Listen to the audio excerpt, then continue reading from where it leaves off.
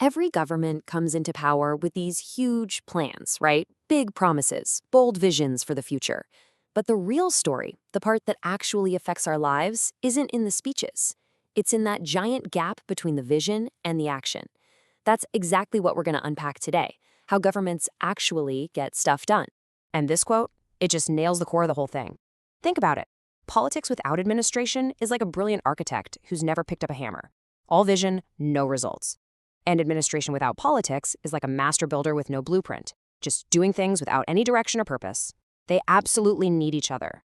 So when you boil it all down, governance is really this fundamental partnership. You've got the politicians on one side, the visionaries, they're deciding where we're all going. And on the other, you have the administration, the action takers. Their job is to actually build the road to get us there. Literally two sides of the very same coin. All right, let's dive into the first side of our coin, the political structure. This is the engine of policy and power. It's all about setting the vision for the country and writing the rules of the game. So what is the political structure, really? Well, it's basically the entire framework that decides a country's laws, its goals, and its priorities. And here's the key thing. It's temporary. It changes with every single election, which means it's always reflecting what voters want at that moment. It's the engine of change, totally driven by political ideas and campaign promises. Now, a political system isn't just one big blob. It has its own DNA, you could say, and it's defined by these 5 core aspects: how the state is set up, how power is divided, the form of governance, and even the rules for political parties and elections. These are the absolute fundamental building blocks. Okay, let's just zoom in on one of those building blocks: how a state organizes its power. A unitary state, think France, pulls all the power into the center to be super efficient. But a federal state, like the US or India, spreads that power out to be more responsive to what local people need. And as you can see, each model has its pros and cons. It's always a balancing act.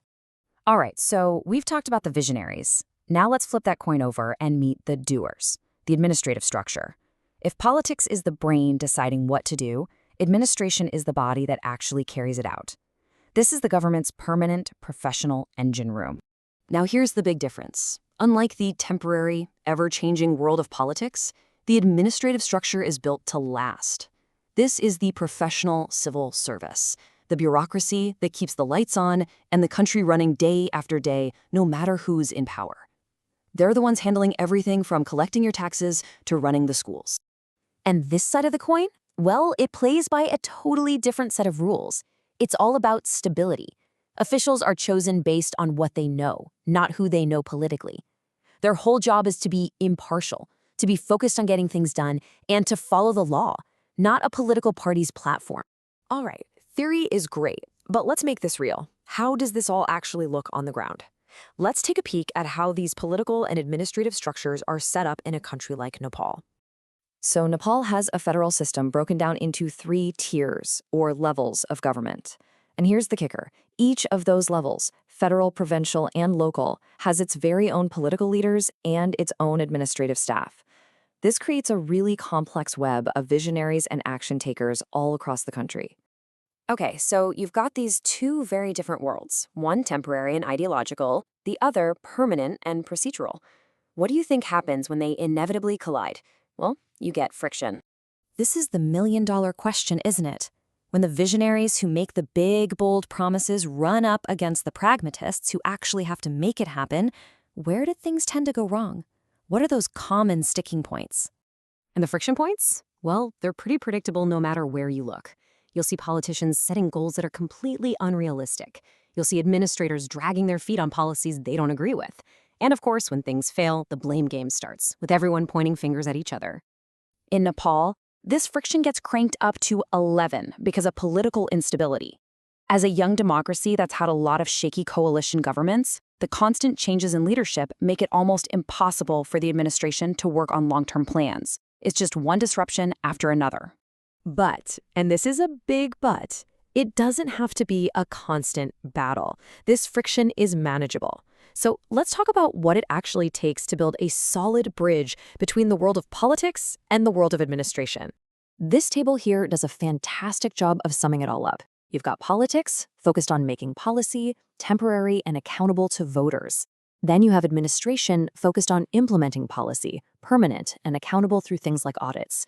Just respecting that these roles are different is the first step to a good partnership. And that brings us right back to this idea we started with. See, it's not enough for these two structures to just exist next to each other. The real challenge, and the true sign of a great government, is getting them to actually work together toward the same goal. So how do you build that bridge? Well, it really comes down to a few key principles. Having clear boundaries so everyone knows their job, respecting each other's expertise, talking to each other constantly, and, most importantly, everyone agreeing to follow the rule of law. When both sides do that, you can create some real magic. And this is why it all matters. I mean, getting this relationship right isn't just some abstract political science exercise. It's about creating a government that truly serves its people, one that's open, that's accountable, and that actually listens to what they need. So I'll leave you with this to chew on. It's so easy to point fingers when the car gets a flat tire or takes a wrong turn. But in a government that really works, the journey isn't just on the driver or the person with the map. It's a shared responsibility, a team effort to get to the destination together.